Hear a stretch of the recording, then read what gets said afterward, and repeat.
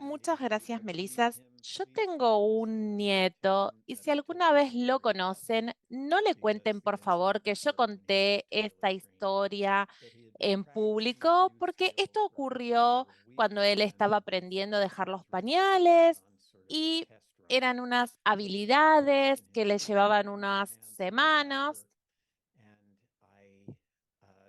y una vez se vistió, se puso su ropa interior, sin pañales, y empezamos a manejar. Y en cada momento me preguntaba a dónde íbamos. Yo ahí descubrí que él estaba mojado. Y te dije, te pregunté a cada rato si necesitabas ir al baño. Y él me miró y me dijo, pero yo quería que esto fuera una sorpresa para ti. Ese fue el día que aprendí que mi hijo tenía que trabajar con seguridad social, porque cuando uno recibe la información, a veces es un poco tarde, así que espero que esta información les llegue a tiempo. Vamos a hablar hoy sobre el programa SSI de seguridad de ingreso suplementario, los beneficios médicos que vienen asociados y mucha otra información sobre cómo aplicar, cómo ser elegible. Y luego vamos a mi tema favorito, que es qué pasa cuando una persona recibe SSI y luego va a trabajar. Hay una variedad de seguridades y protecciones y beneficios. Entonces, ¿quién es elegible para este SSI, este ingreso de seguridad suplementario? Bueno, una persona que tenga una discapacidad de cualquier edad o también alguna persona que tiene por lo menos 65 años, incluso sin tener una discapacidad. Es decir, en general, la mayoría de las personas no son elegibles para SSI financieramente hasta que llegan a la edad adulta o 18 años. Tienen que ser ciudadanos estadounidenses o extranjeros legales que cumplan con algunos requisitos. Y dado que el SSI se basa en necesidades financieras, tienen que tener ingresos y recursos o activos por debajo de ciertos límites. Disabled does a person need to be? Entonces, ¿qué se considera una persona con una discapacidad? La definición dice un adulto que tenga una discapacidad severa que haya durado o se prevea que dure por lo menos 12 meses o que se prevea que ocasione la muerte. La discapacidad tiene que impedirle a esta persona hacer un trabajo sustancial. Mm.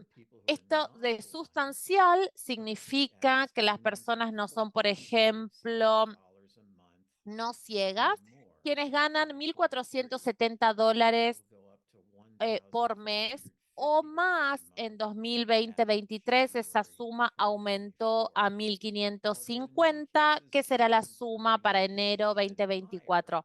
Incluso las personas a veces tienen ingresos más altos, pero igual pueden ser elegibles para SSI. Este punto a veces les puede sorprender.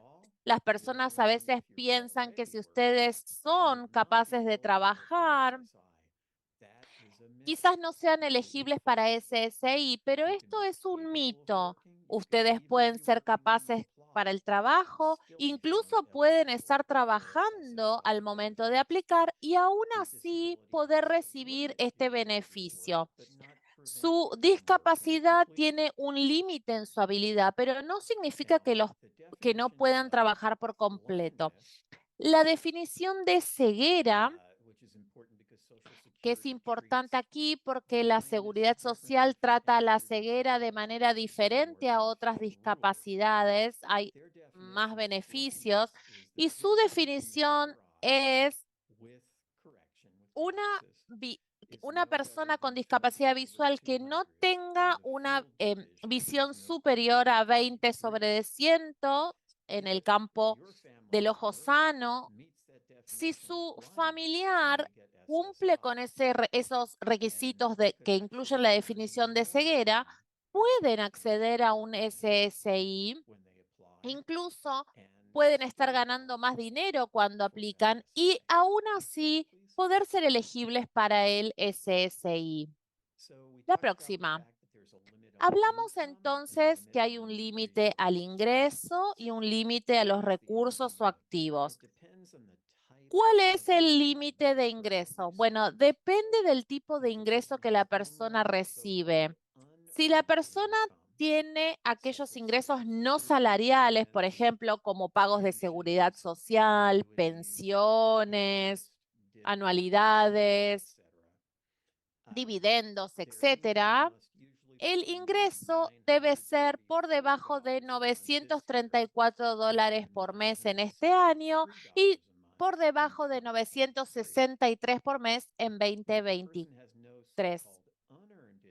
Si la persona tiene otros tipos de ingresos, es decir, que estos ingresos son salariales, como ingreso por salario o por ser autónomo o por regalías, entonces estos ingresos tienen que ser inferiores a $1.913 al mes en 2023 o por debajo de $1.971 al mes en 2024, luego de que hayan comenzado los pagos de SSI. Recuerden que estos ingresos tienen que considerarse por debajo del nivel sustancial para calificar inicialmente para SSI, pero luego que la persona comienza, los ingresos pueden ser incluso mucho más altos, incluso así tener un SSI. ¿Y cuál es el límite a los recursos o activos? Bueno, primero, ¿qué son los recursos y cómo son distintos de los ingresos? El ingreso es lo que uno recibe y los recursos es lo que tiene. Entonces, si una persona recibe dinero, por ejemplo, en algún mes de calendario, cuenta como ingreso. Si tienen ese dinero, por ejemplo, que les sobra y que continúa estando en su cuenta al mes siguiente, es decir, esa suma que continúa teniendo se convierte en un recurso. Y eso es pasible del límite de recursos. Para los individuos solteros, este recurso límite es de $2.000. Es decir, que en general uno puede tener más de 1999 en una cuenta bancaria e incluso calificar para recibir un SSI.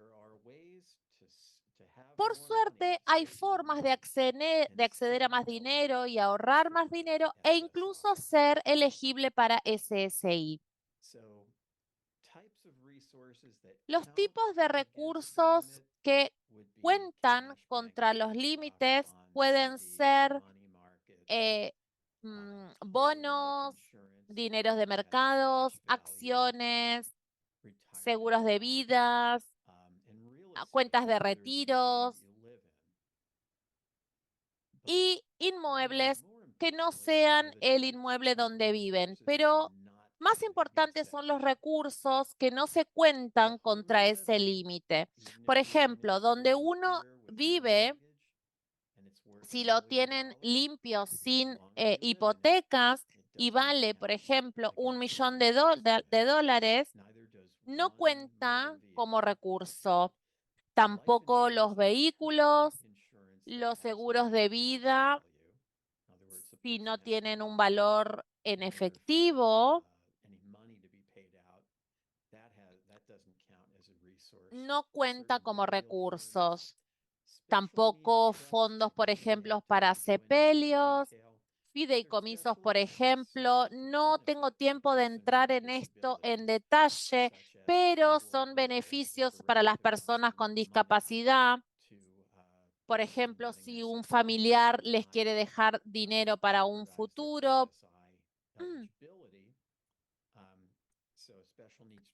Entonces, esto del fideicomiso para necesidades especiales es darle dinero para la persona discapacitada y tener una otra persona, el fideicomisario, quien se ocupará de manejar estos recursos.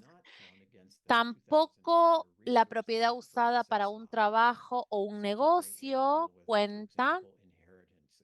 Por ejemplo, acá podemos hablar de herencias. Y el recurso más reciente que no cuenta para el límite es una cuenta hable. Quizás escucharon información, son cuentas especiales que las poseen las personas con una discapacidad y que si comenzaron con esta discapacidad antes de los 26 años. Puede ser dinero que otras personas hayan contribuido, agencias familiares. Y los primeros $100,000 en esa cuenta hable no cuentan como dentro del recurso, dentro del límite a los recursos. O sea que esta es una buena forma para que la persona con discapacidad pueda ahorrar dinero e incluso así ser elegible para el SSI. Un poco más de detalles sobre estas cuentas hable. Las personas con discapacidad tienen que comenzar antes de la edad de 26 años para ser elegibles, aunque puede ser a cualquier edad cuando se crea esta cuenta, pueden ser más grandes de 26 y abrir la cuenta. Si la discapacidad comenzó antes de la edad de 26. Esa regla va a mejorar en unos años. Desde el 1 de enero de 2026, una persona va a ser elegible para una cuenta ABLE si la discapacidad comenzó antes de la edad de 46, lo cual es un beneficio para aquellas personas cuya discapacidad empezó más tarde en su vida. Es decir, que estos primeros $100,000 de la cuenta hable no cuentan como recursos, como límite para la SSI. Hay un límite de cuánto se puede depositar en las cuentas hable y es de actualmente $17,000 por año. Eso va a subir a 18,000 por año en el 2024. Es decir, que las contribuciones hasta esa cifra no quedan sujetas a impuestos, lo cual es muy útil. Una vez que el dinero está en la cuenta hable, puede ser retirado para pagar una cantidad diferente de servicios, por ejemplo, educación, vivienda, transporte, capacitación, tecnología asistencial, servicios de apoyo, salud, bienestar, etcétera. Gestión financiera, gastos jurídicos, también gastos funerarios y de sepelio. Y algo que no mencioné es vivienda y alimentos. Los gastos ordinarios para vivir también se pueden pagar con los fondos de estas cuentas hable.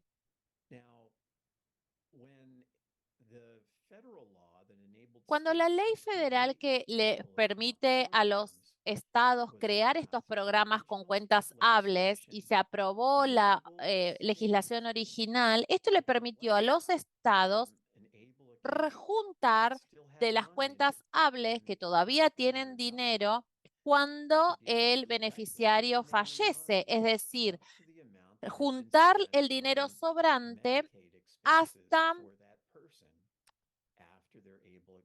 luego de que hace unos años, Maryland aprobó una ley que decía, no vamos a hacer eso si una persona fallece con dinero todavía en su cuenta hable, luego entonces ese dinero puede ser pasado a un heredero. es decir, que no va a volver al Estado.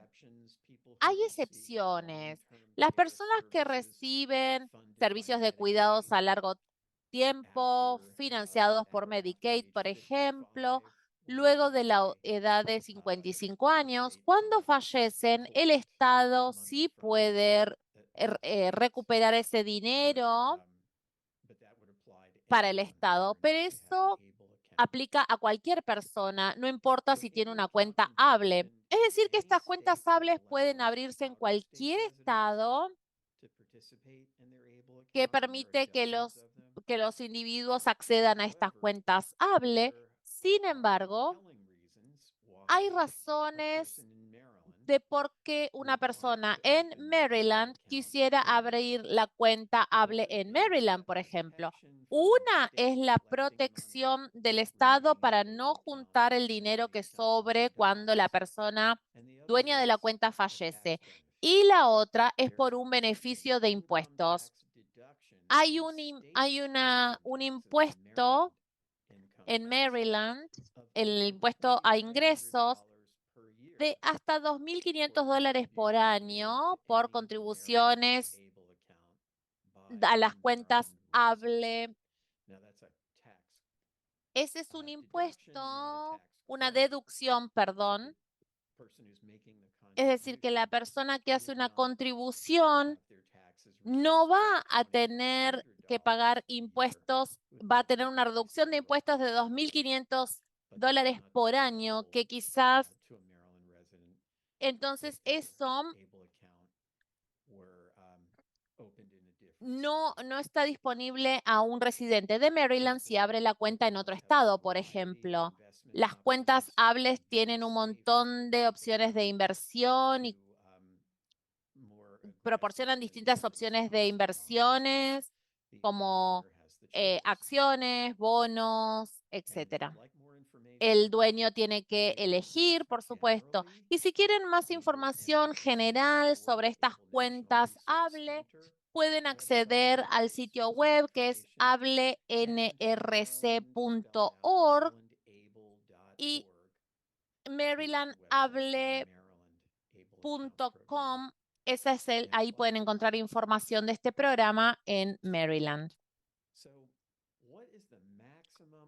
¿Cuál es el máximo de el beneficio máximo que una persona puede recibir? Si no están casados y viven en Maryland, la cifra más alta es $914 por mes, que va a ascender a $943 al mes en enero del 2024.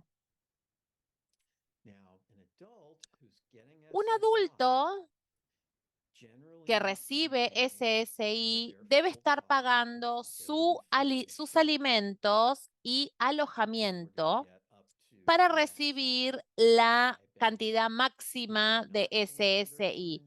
Si este adulto no paga alimentos ni alojamiento, ese valor límite se reduce en 1/3, por ejemplo.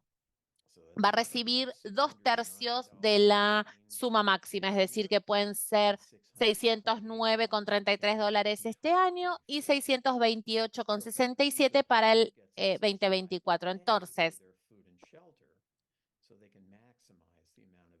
si la persona paga sus alimentos y alojamiento, puede maximizar el valor. Y si una persona tiene otros ingresos, además del SSI, en general va a recibir menos del máximo de SSI permitido. ¿Qué sucede si un adulto recibe la suma reducida porque no están abonando sus propios alimentos y vivienda? Hay una forma de modificar eso para que la suma se eleve. El individuo tiene que pagar, por ejemplo, una porción de sus propios alimentos y vivienda. Hay 3 formas, o quizás algunas más, pero una es, si la persona recibe el SSI y vive con otros familiares y llevan las finanzas como una unidad económica familiar, es decir, comparten ingresos y gastos, entonces el individuo va a tener que pagar su porción de alimentos y vivienda. ¿Cómo determinamos cuál es lo justo? Bueno, si hay 3 personas viviendo en una casa, se considera el total de alimentos y vivienda y se divide por 3 personas. Entonces, la persona va a tener que pagar 1/3 de esa cantidad.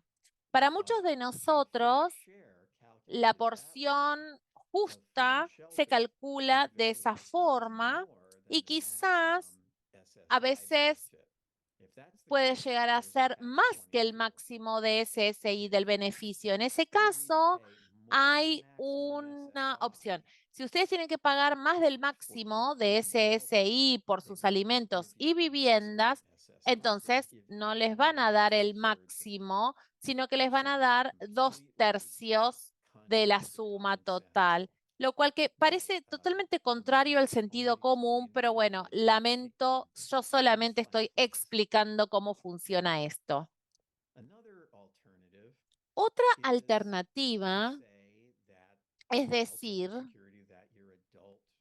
a la seguridad social que su hijo o hija adulto recibe SSI y que tienen una economía separada, es decir, son responsables de sus propios gastos y esencialmente viven como un inquilino, digamos, es decir, deben pagar sus alimentos y alojamiento. Si uno presenta esa situación ante la seguridad social, entonces les van a preguntar cuánto usted le cobra a su hijo o hija y si la suma es la misma que ustedes le cobrarían a una persona no pariente por la misma comida y el mismo habitación, entonces su hijo o hija podrá obtener el máximo beneficio de SSI.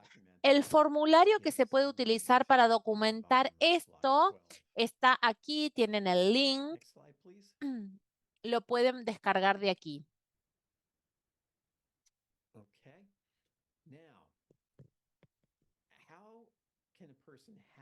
¿Cómo puede una persona obtener ayuda económica de su familia para pagar la comida y el alojamiento sin que le reduzcan su SSI?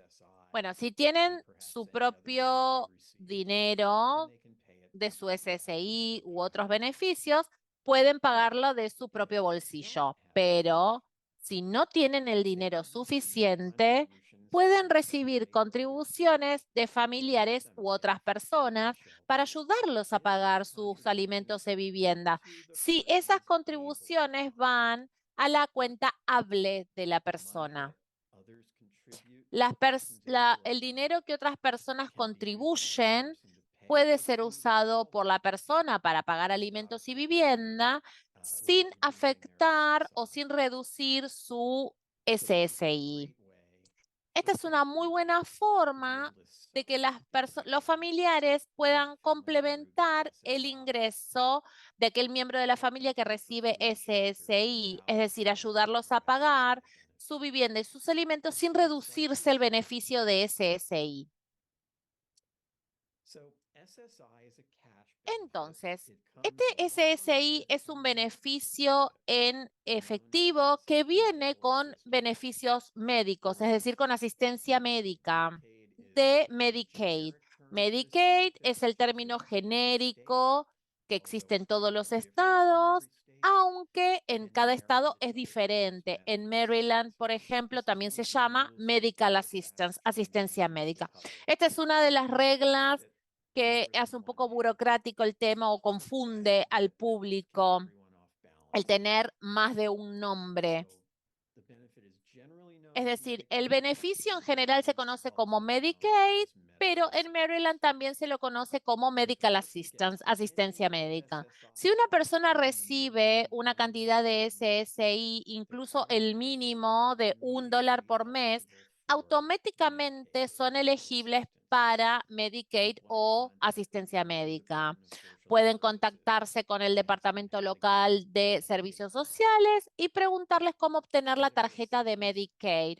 La asistencia médica les proveen una cobertura integral cubre prácticamente todos los servicios médicos, equipamiento, lo que necesiten para cubrir sus seguros de salud, prescripciones, con un copago muy mínimo y el único copago provisto por la asistencia médica es para las prescripciones.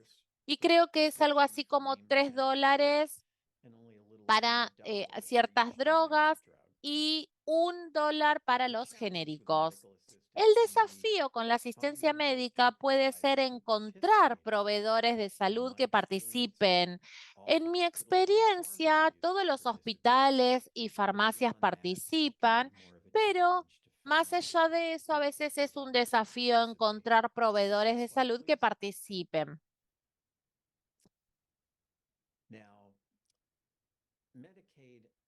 Medicaid es de mucha ayuda como un beneficio aislado, es decir, si es el único seguro de salud que el individuo tiene, pero también puede complementar otros seguros. Si la persona tiene otra asistencia médica, que a veces les cubren algunos gastos que el seguro primario no cubre. Y a veces puede ayudar con dineros del bolsillo, como copagos, deducibles, asociados al otro seguro médico.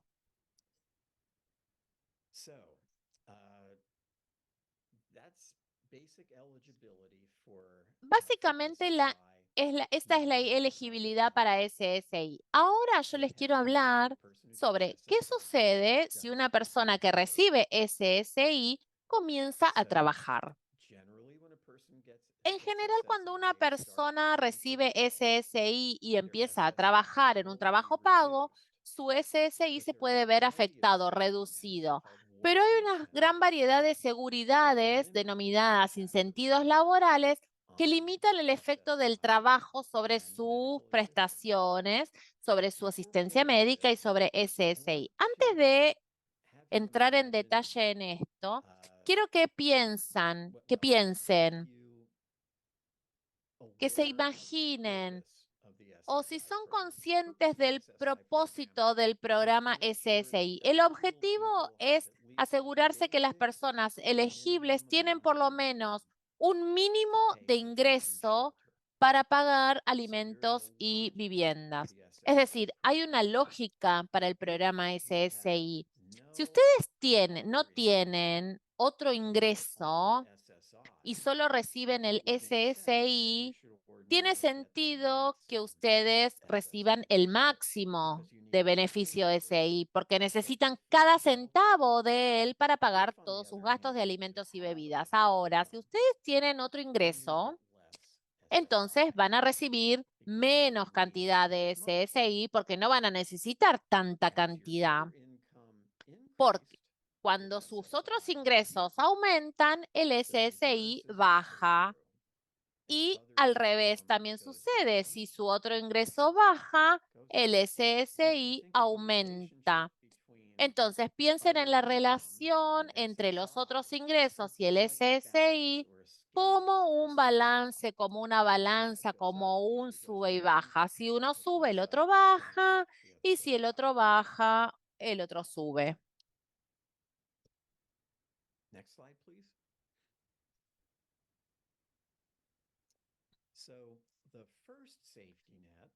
La primera seguridad para las personas que reciben SSI y trabajan es siempre estar bien financieramente, es decir, que ustedes van a tener siempre más dinero si trabajan por un trabajo pago que si no, si reciben SSI. ¿Cómo puede ser esto? Yo recién les expliqué que si ustedes tienen otros ingresos y ese sube, su SSI se reduce. Entonces, ¿cómo pueden terminar ganando más dinero? La respuesta es, las ganancias del trabajo no reducen su SSI, ningún dólar. Su SSI se reduce a la mitad de sus ingresos del trabajo. Es decir, Pensemos que ustedes tienen el máximo de beneficio del SSI, es decir, $914 por mes. Si sus otros ingresos laborales aumentan, su SSI se reduce. Pero antes de que se reduzca el SSI a cero, ustedes van a estar ganando $1.912 al mes. Es decir, que todavía van a estar recibiendo un ingreso superior de 1.912 por mes antes de la reducción de impuestos. Entonces, ¿van a estar mejor trabajando? Sí, por supuesto, porque si no trabajan, el máximo a recibir es $914. Entonces, trabajando, el ingreso va a ser 1.913, 1.912 por un salario y un dólar de SSI. Entonces, incluso si tienen que pagar impuestos, el ingreso neto igual va a ser mucho más que $914 que implican el SSI. Es decir, que es más dinero. Quiero darles aquí una ilustración, un ejemplo de por qué una persona va a tener más dinero trabajando que no trabajando si reciben SSI. Este es un ejemplo utilizando cifras de hace un tiempo. Marchand empezó cobrando solo SSI de $943 por mes. Trabajó 15 horas, empieza a trabajar 15 horas a la semana y empieza a ganar $15 por hora. Luego empieza a trabajar más horas, 25 horas por semana, y siguió ganando la misma cantidad, $15 por hora. Y por último, comienza a trabajar full time, 40 horas por semana, y sigue ganando $15 la hora. Estos gráficos muestran lo que Marchand, cuál es el ingreso neto de Marchand, ¿sí? ¿Cuánto es el ingreso neto en estos escenarios?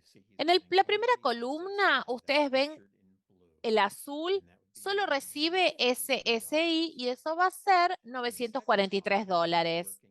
En la segunda, cuando está trabajando 15 horas por semana, el azul, la porción, se reduce, ven que bajó la porción azul, pero su salario, que se muestra en naranja, incluso luego de la reducción de impuestos, aumenta y hace que su ingreso neto sea más alto que si solo recibe SSI. Es decir, casi que está cerca de $1.500 por mes.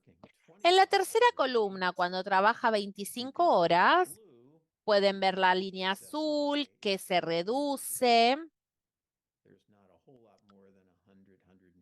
Casi que no hay más que 100 o 150 por mes, pero la cifra naranja sube y ya está en más de $1.500 por mes. Es decir, que está ganando más dinero que cuando trabajaba 15 horas. Ahora, si trabaja full time, 40 horas por semana, sus ingresos van a ser lo suficientemente altos para no recibir más SSI. No ven más ahí la parte azul, es decir, que no recibe más este beneficio. Pero incluso sin recibir el beneficio, sus ganancias por trabajar, incluso con la reducción de impuestos, hace que su ingreso neto sea más alto que si trabaja 15 o 25 horas por mes. Asciende a más de $2.000 por mes. Entonces, las personas recibiendo SSI, por supuesto que igual van a ganar más si trabajan.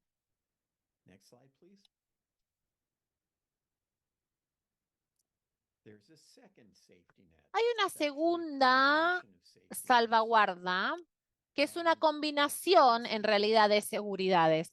La segura red de seguridad es que hay reglas especiales para que las personas con SSI pueden usar para mantener más su SSI cuando trabajan. La primera de estas reglas es si la persona es un estudiante menor de 22 años, exclusión de ingresos de vengados para estudiantes. Es para estudiantes que están asistiendo a la escuela o a algún curso de capacitación.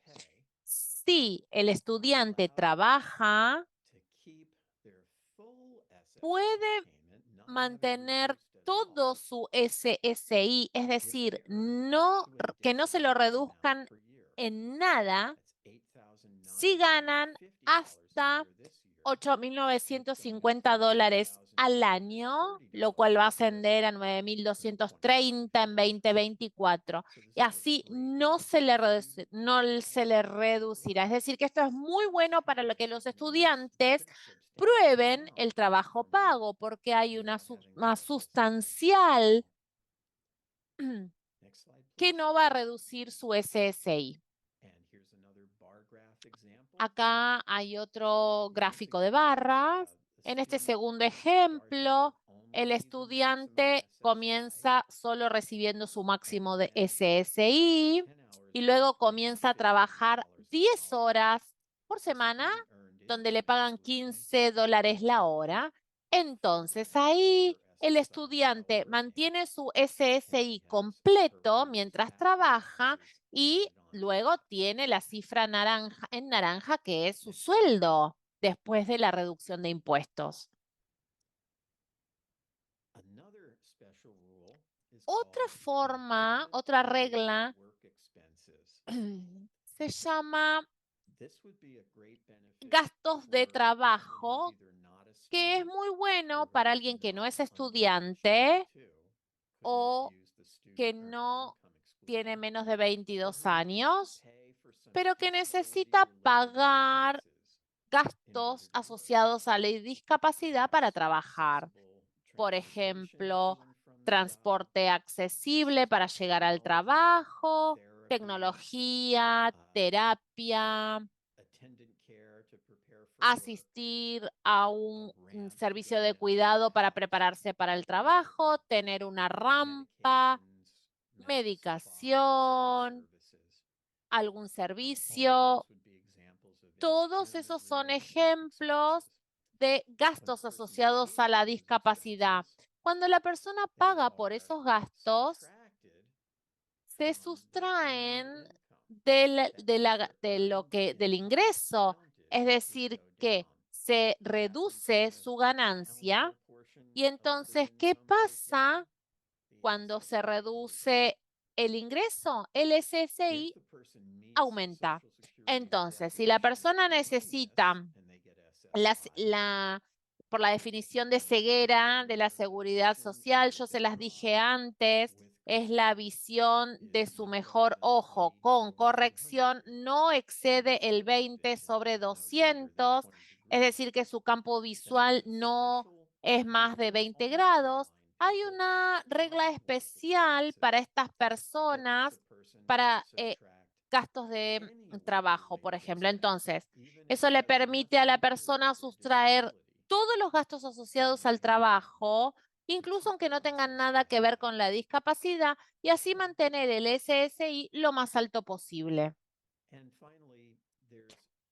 Finalmente, hay un PLAS,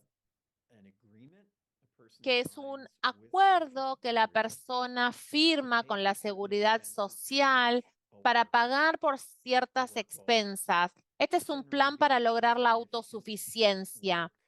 En general es porque trabaja horas tanto en un empleo como si es autónomo y se les pide que se le ayude para pagar gastos que se asocian a ese trabajo, ya sea para capacitarse, para adquirir herramientas, uniformes, transporte, incluso para comprar un auto, computadoras.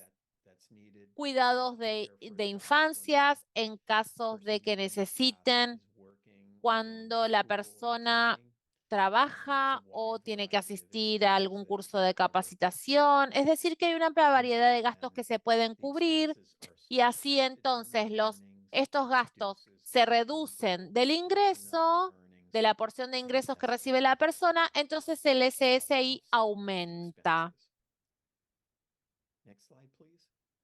La próxima. Y esta es mi favorita. Este es mi incentivo de trabajo favorito. Antes de profundizar en este, le voy a pedir a Melissa, ¿podemos volver a la anterior, al ejemplo de Marchand, por ejemplo, al dibujo que tenía 4 barras, por favor? Ahí está. Cuando nosotros vimos este ejemplo, quizás pensaron, bueno, yo puedo ver ahí que Marchand, el ingreso neto va a ser más alto cuantos más horas trabaja. Pero a veces quizás esto les preocupa la cuarta columna. ¿Qué pasa si trabaja a tiempo completo? Su sueldo es lo suficientemente alto como para que el SSI se reduzca a 0. ¿Qué pasaría, por ejemplo, con su asistencia médica? ¿Puede mantenerla? La razón por la que obtuvo asistencia médica primero era porque estaba recibiendo el SSI, es decir, que si no lo recibe más, ¿qué pasa con la asistencia médica? Quizás se preguntan qué sucede si Marchand, por ejemplo, deja de trabajar o si se le reducen las horas de trabajo y ya no gana lo suficiente como para califica nuevamente para el SSI, por ejemplo. Entonces ahí, una vez que aplica nuevamente para el SSI, ¿qué sucede? Volvamos ahora a la diapositiva que les dije y lo voy a explicar. Aquí. La 24, por favor. Ahí está. Esta salvaguarda, este incentivo de trabajo es exactamente lo que alguien en la posición de Marchand va a necesitar. Esta regla dice que si sus ingresos de trabajo, solo los ingresos laborales, aumentan lo suficiente como para reducir su SSI a 0, aún así ustedes son elegibles para SSI. Es decir, ¿qué pasa? Hay 2 beneficios. Uno, ustedes mantienen la asistencia médica, es decir, Medicaid, y si algo sucede con sus ingresos luego, es decir, si dejan de trabajar o se reducen los ingresos, ustedes pueden recibir el SSI nuevamente solo llamando a la seguridad social. No tienen que reaplicar y esperar. Esto significa que una persona que no tiene nada que perder trabajando tiempo completo si reciben SSI, porque si sus ingresos reducen el SSI a 0, aún así pueden mantener su asistencia médica y volver al SSI inmediatamente si algo pasa con su sueldo. Y no hay un tiempo límite, no hay un límite de tiempo a esta regla. Puede continuar indefinidamente. La regla se llama 1619B y está en la Ley de Seguridad Social que creó esta regla. Es un gran, gran beneficio. Para ser elegibles para esta sección 1619B, los ingresos de la persona tienen que estar por menos de $48,604 este año.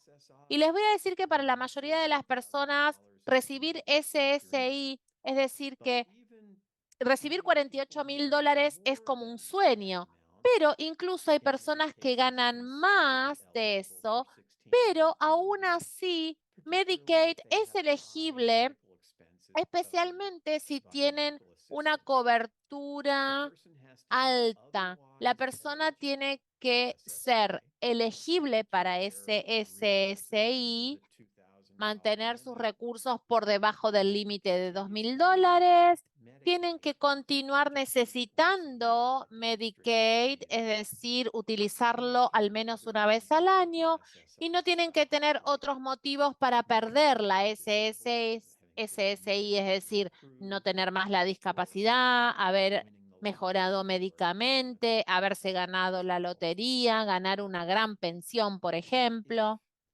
Pero si se reduce el SSI a cero porque reciben un salario laboral, la persona puede ser elegible para esta regla 1619B. Bueno, en realidad esa fue la última diapositiva, así que tenemos unos minutitos para preguntas. Bien, gracias, Michael. Sí, tenemos algunas preguntas, así que déjame que las mire en el chat.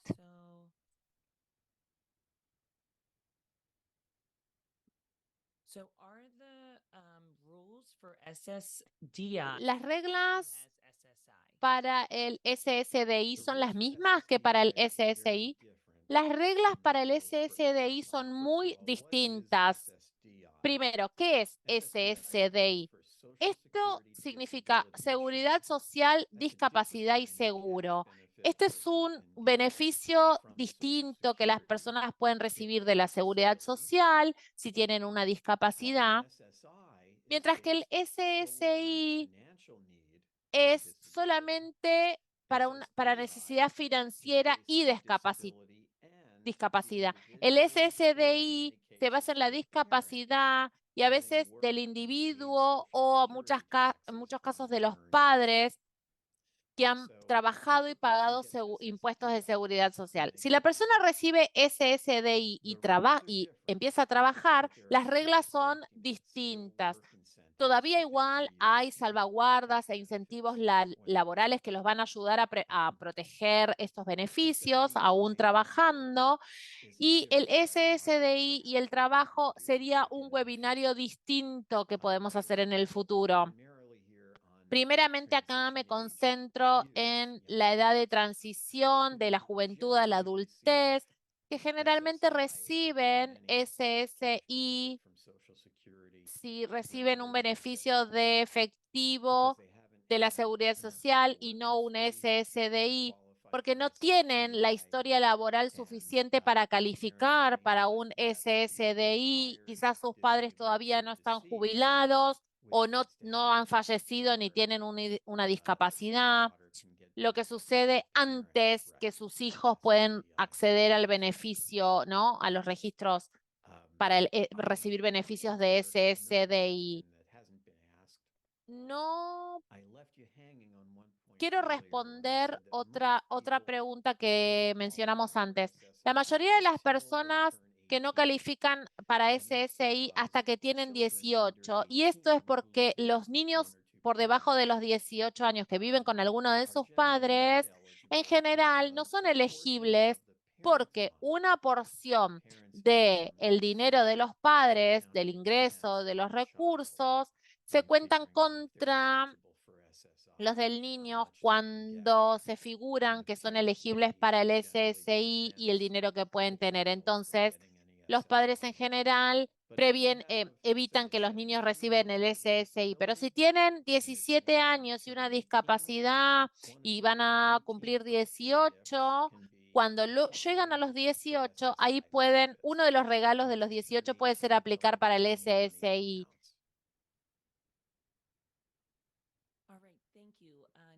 Bien, la próxima pregunta. ¿Qué debe hacer alguien si su dinero en el banco es más de $2,000 luego de un depósito de SSI? ¿Sería algo para poner en peligro el SSI esto?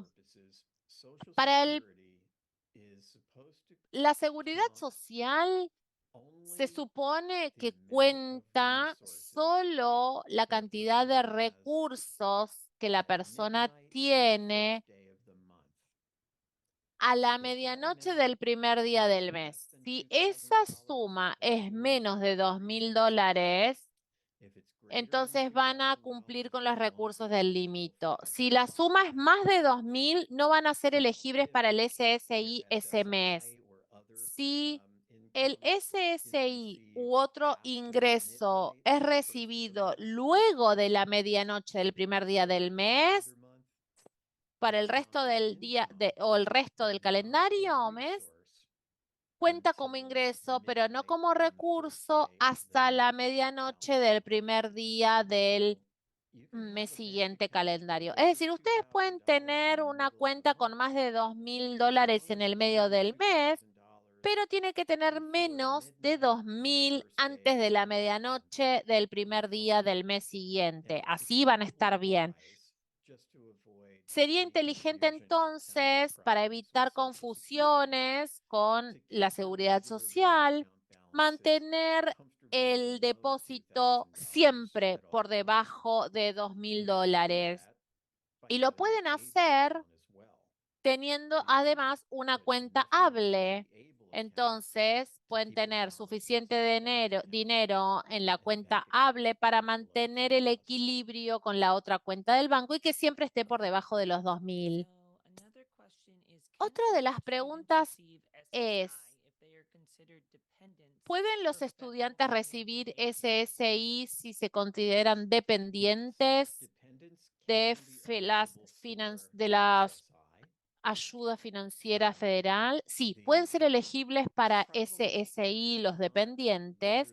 El problema es que generalmente no es si el dependiente es elegible para el SSI, sino si la persona que recibe el SSI va a continuar siendo un dependiente para para los propósitos de impuestos. Así que yo no soy contador, tomen esto con pinzas, pero lo que yo entiendo es que ustedes se llama una persona dependiente por propósitos de impuestos solo si ustedes están pagando por lo menos 50% de sus gastos para vivir. Es decir, si ustedes tienen un hijo que recibe $914 por mes de SSI y ustedes quieren decir que es dependiente, tienen que asegurarse de que ustedes están pagando de sus ingresos por lo menos $914 por mes. Entonces, en ese caso, yo creo que pueden considerarlo como dependiente. ¿El 1619B se cubre automáticamente o tenemos que tomar acción?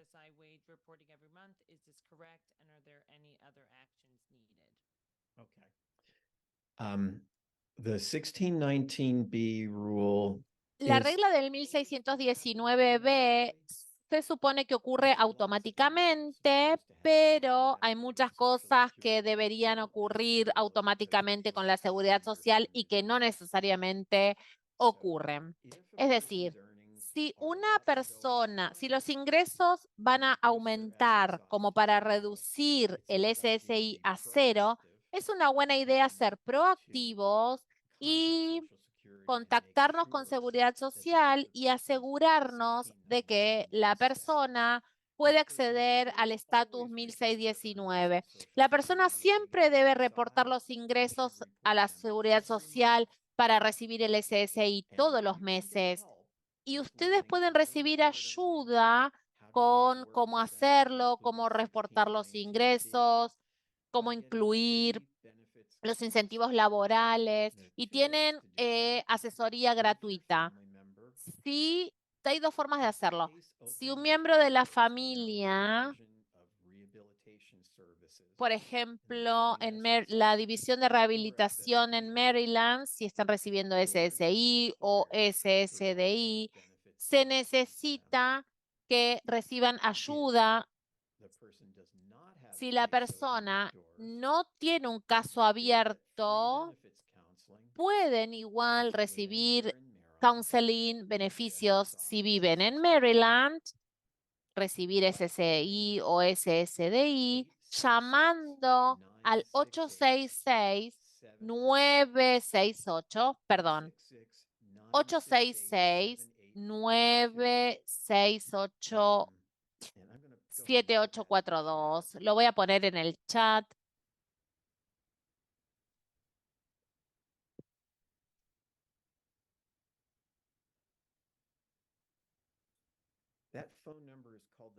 Ese número de teléfono se llama, es la línea de ayuda. Pueden llamar.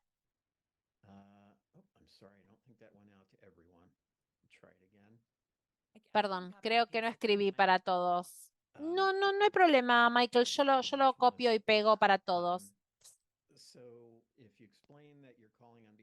Si ustedes explican que llaman de parte de alguien que está recibiendo SSI o SSDI y que está trabajando o activamente buscando trabajo, se van a contactar con ustedes con un proyecto, con algún beneficio de consejería gratuita.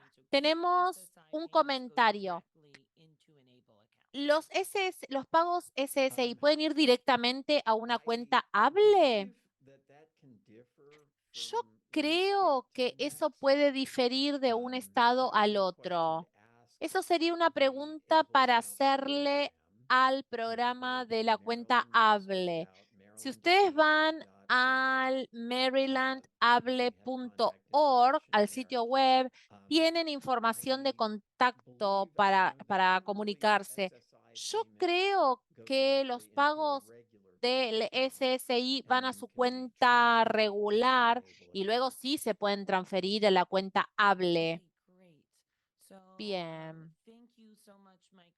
Muchas gracias, Michael, por tu gran presentación.